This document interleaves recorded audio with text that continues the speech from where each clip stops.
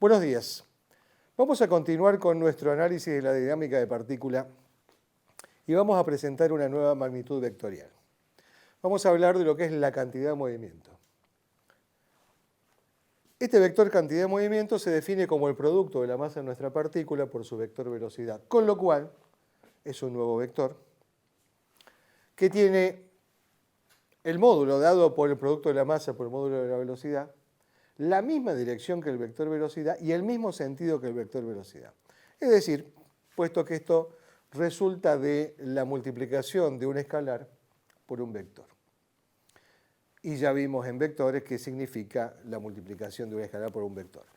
No podría tener sentido distinto al del vector velocidad, puesto que en mecánica clásica no hay antimateria, no hay masa negativa. La única forma que tuviera un sentido distinto es que este escalar fuera negativo. Por lo tanto, en nuestro curso de mecánica clásica, el vector cantidad de movimiento será el producto de la masa por la velocidad, lo es siempre, y el resultado será un vector paralelo al vector velocidad de mayor o menor magnitud y con la misma dirección y sentido que el vector velocidad. En el sistema internacional, las unidades serán, ¿qué será? El producto de una unidad de masa por una unidad de velocidad. Es decir, en este sistema será el producto de kilogramos por metro sobre segundo. Para cualquier otro sistema de unidades, genéricamente será el producto de una unidad de masa por una unidad de velocidad. Dada la definición de nuestro vector cantidad de movimiento, lo que vamos a presentar es el principio de conservación de esta magnitud. Y para eso vamos a proponer derivar esta expresión con respecto al tiempo. Al ser un producto, bueno, la derivada de la cantidad de movimiento con respecto al tiempo será la derivada del primero por el segundo sin derivada, es decir, la derivada de la masa con respecto al tiempo por la velocidad, más la masa por la derivada de la velocidad con respecto al tiempo. Es la derivada de un producto. Ahora bien, en mecánica clásica no consideramos las variaciones de la masa respecto al estado de movimiento. Por lo tanto, vamos a asumir que esta derivada es cero, a menos que estemos en presencia de un sistema de masa variable, como por ejemplo un globo inflado con aire que lo dejamos libremente para que se desinfle. Obviamente, ese sería un sistema de masa variable que no vamos a abordar esa parte, por lo menos en esta instancia. ¿Está bien? Es decir, esta derivada es cero, con lo cual concluimos que la derivada de la cantidad de movimiento con respecto al tiempo será igual al producto de la masa por la derivada de la velocidad con respecto al tiempo. ¿Y qué es esta derivada? La aceleración de la partícula. Es decir, que la derivada del vector cantidad de movimiento con respecto al tiempo es igual al producto de la masa de la partícula por su aceleración. ¿Y qué era eso? La resultante de las fuerzas exteriores que actúan sobre la partícula, o lo que es lo mismo decir, la fuerza neta que actúa sobre la partícula. Entonces, ¿cuál es el principio de conservación de la cantidad de movimiento? Ahora vamos a verlo. Si la fuerza neta que actúa sobre una partícula, o la resultante de las fuerzas exteriores que actúan sobre una partícula es cero, si esto es cero, implica que esta derivada es cero. Si esta derivada es cero, concluimos en que lo que estamos queriendo derivar es una constante. Es decir, si la fuerza es cero, la cantidad de movimiento es una constante. Entonces, ¿cómo enunciamos nuestro principio de conservación de la cantidad de movimiento? Que en ausencia de fuerzas exteriores, la cantidad de movimiento de una partícula permanece constante. Ahora bien, esta ausencia de fuerzas exteriores que actúan sobre una partícula se puede deber a dos cosas. O que hay ausencia, o que la suma vectorial de todas las fuerzas que actúan sobre nuestra partícula es igual a cero. Tengamos en cuenta además que todo este análisis es referido a un observador inercial. Recordémoslo. A partir de esto, repitiendo nuevamente el principio de conservación de la cantidad de movimiento, en ausencia de fuerzas exteriores, la cantidad de movimiento de una partícula permanece constante. Ahora, si no permanece constante, por supuesto, que no hay ausencia de fuerzas exteriores. ¿Está bien? Vamos a tomar el concepto de partícula libre. ¿Qué es una partícula libre? Es una partícula que se encuentra libre de interacciones.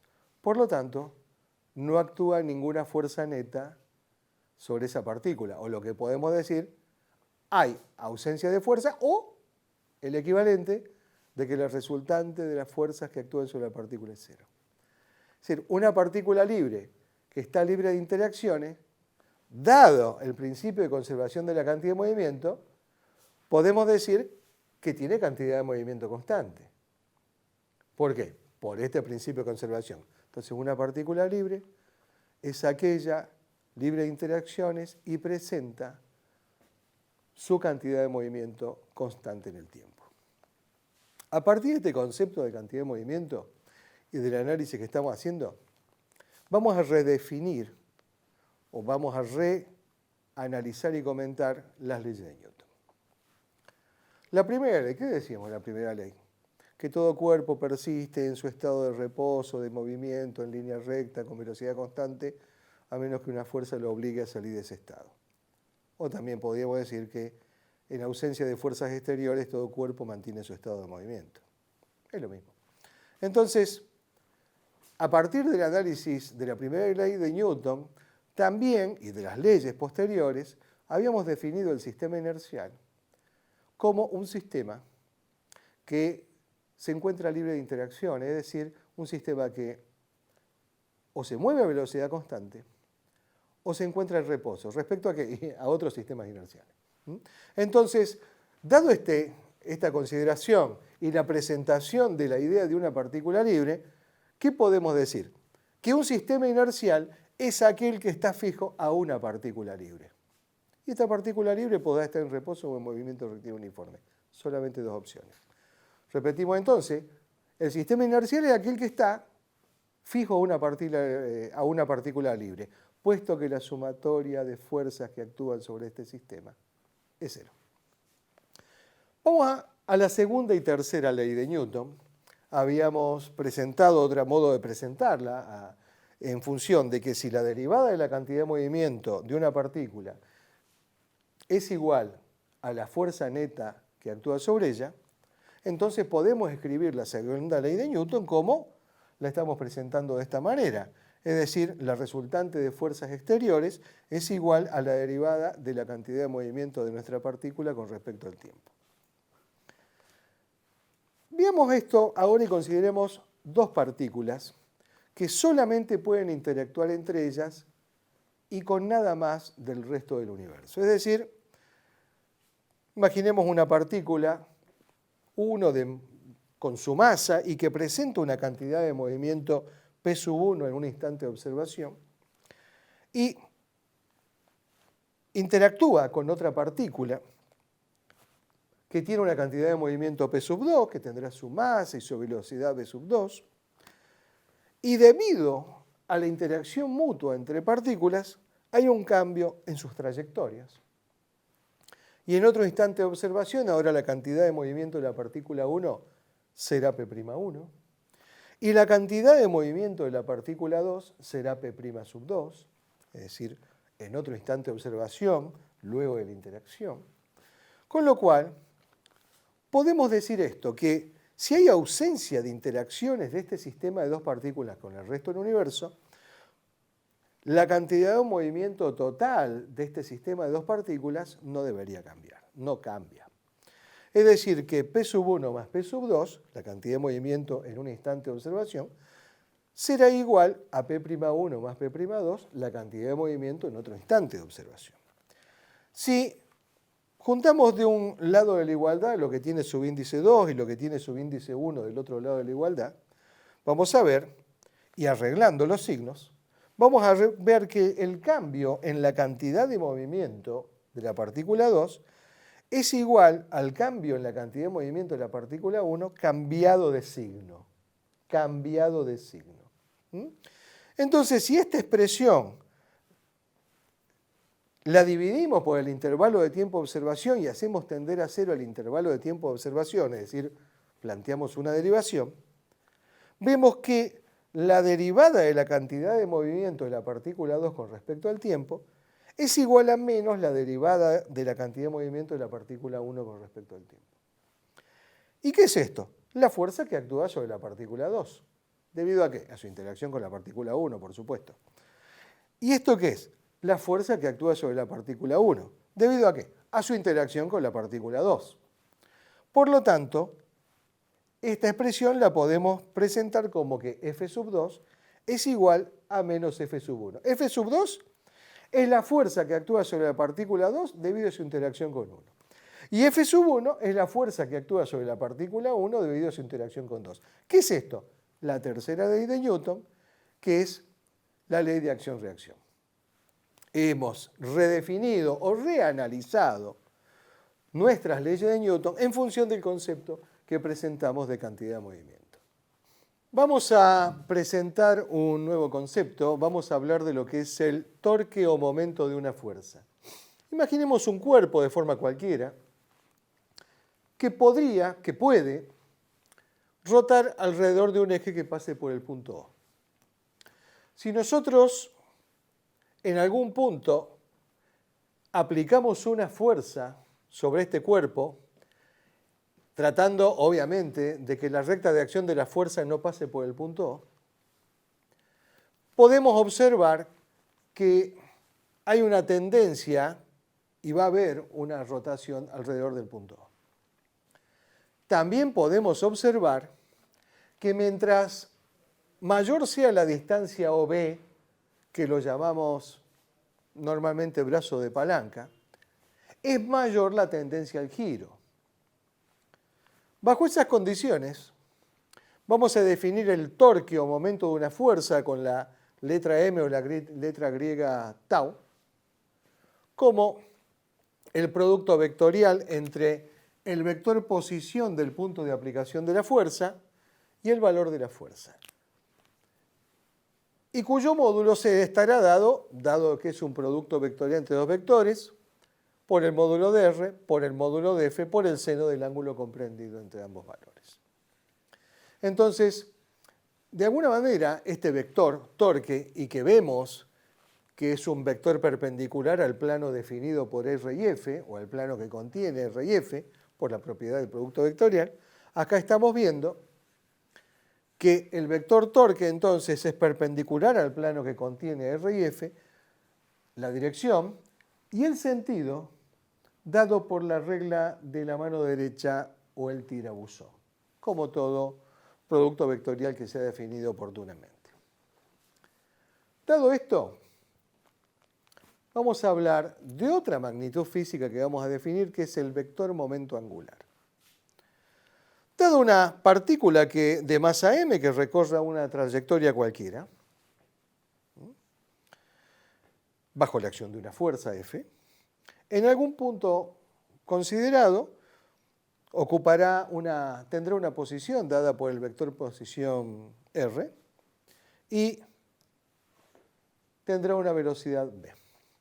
Vamos a definir el vector momento angular de esta partícula respecto al punto O como con la letra L mayúscula, dado por el producto vectorial entre el vector posición de la partícula respecto a un referencial en O y su cantidad de movimiento, o lo que es lo mismo, el producto vectorial entre el vector posición de la partícula y la masa por su velocidad. También estamos esquematizando acá el vector momento angular como un vector obviamente perpendicular al plano que contiene a R y a B, y nuevamente el sentido dado por la regla de la mano derecha o el tirabuzón. Ahora bien, ¿qué pasa con este concepto de momento angular en el movimiento circular? Es decir, supongamos una partícula que recorre una trayectoria circular alrededor del punto O. El vector posición, imaginemos una situación cualquiera, el vector posición de la partícula estará dado por R. La velocidad, obviamente, como en todo movimiento curvilíneo, es tangente a la trayectoria. En este caso, el vector velocidad y el vector posición de la partícula, dado que es un movimiento circular, son perpendiculares entre sí siempre, para cualquier punto de la trayectoria. Entonces podemos hablar, y además, si esta trayectoria es plana, el vector momento angular es perpendicular al plano de movimiento. Entonces, L sub O, es decir, ya sabemos cuál es la dirección, el sentido dado por la regla de la mano derecha del tirabuzón, vamos a hablar del módulo. L sub O va a ser igual a la masa, está bien, por R por B. Ahora bien, la velocidad en el movimiento circular, ¿se acuerdan que teníamos definido una cantidad llamada velocidad angular, omega? La velocidad va a ser igual a omega por R. Entonces, reemplazando la velocidad en omega por R, concluimos que el módulo de este vector momento angular en el movimiento circular de nuestra partícula va a estar dado por el producto de la masa, por el radio de la trayectoria al cuadrado, por el valor de la velocidad angular de la partícula en su movimiento circular contenido en este plano. ¿Qué unidades tiene el vector momento angular? Bueno, acá vemos algo. Debe ser el producto de una unidad de masa por una unidad de longitud del cuadrado por una unidad de velocidad angular. En definitiva, en el sistema internacional será kilogramo por metro cuadrado sobre segundo. Genéricamente, será el producto de una unidad de masa para algún sistema de unidades determinado por la unidad de longitud al cuadrado en ese sistema dividido la unidad de tiempo determinada en ese sistema. Vamos a ver qué pasa ahora si derivamos esta expresión que nos da la definición de momento angular respecto al tiempo. Por comodidad para nuestro tratamiento vamos a sacar el subíndice O. Ya sabemos, y al final lo vamos a retomar, pero ya sabemos que es la posición respecto al punto O y que es el vector momento angular respecto de O. Pero vamos a hacer abstracción de eso para simplificar y no ensuciar un poco más el tratamiento matemático. La derivada del vector momento angular con respecto al tiempo, dado que es la derivada en producto, dijimos, es la derivada del primero por el segundo sin derivar, más el primero por la derivada del segundo. Bien.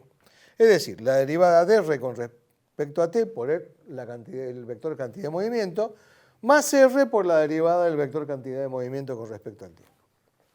Ahora bien, la derivada de R con respecto a t, es decir, la derivada de la posición con respecto al tiempo, vimos que es el vector velocidad de nuestra partícula. Y recordamos todo esto referido a algún sistema de referencia inercial. El punto O debe pertenecer a un sistema inercial también. Si esto es la velocidad multiplicado vectorialmente por el vector cantidad de movimiento, que es un vector paralelo al vector velocidad, este producto vectorial debe ser cero, porque el producto vectorial entre dos vectores paralelos es cero. Esta parte es cero, entonces, se anula. Y esta parte, ¿qué es la derivada de la cantidad de movimiento respecto al tiempo? Es la fuerza neta que actúa sobre nuestra partícula. Entonces, si esto es el producto vectorial entre el vector posición de la partícula y la fuerza neta aplicada sobre la partícula, concluimos que es el torque o momento de la fuerza F respecto al punto O. En conclusión, la derivada del momento angular con respecto al tiempo es igual al torque de las fuerzas netas aplicadas también con respecto al mismo punto. La derivada del vector momento angular con respecto al tiempo es igual al torque externo aplicado. Veamos esto. ¿Qué pasa si el torque es nulo? Si este torque es nulo, si esto es cero, esto es cero. Repetimos, si esto es cero, esto debe ser cero. Para que esta derivada sea cero, implica que el vector momento angular debe ser constante. Entonces acá aparece el principio de conservación del momento angular. ¿Qué es lo que nos dice? Que en ausencia de torques externos, es decir, si esto es cero, en ausencia de torques externos, el momento angular de una partícula permanece constante. Y como todo principio de conservación, también lleva a la situación de no conservación. Es decir, si hay cambios en el vector momento angular, es porque apareció un torque externo que lo ocasionó. Reiteramos entonces nuestro principio de conservación del momento angular o momento cinético. En ausencia de torques externos, el momento angular o momento cinético de una partícula permanece constante.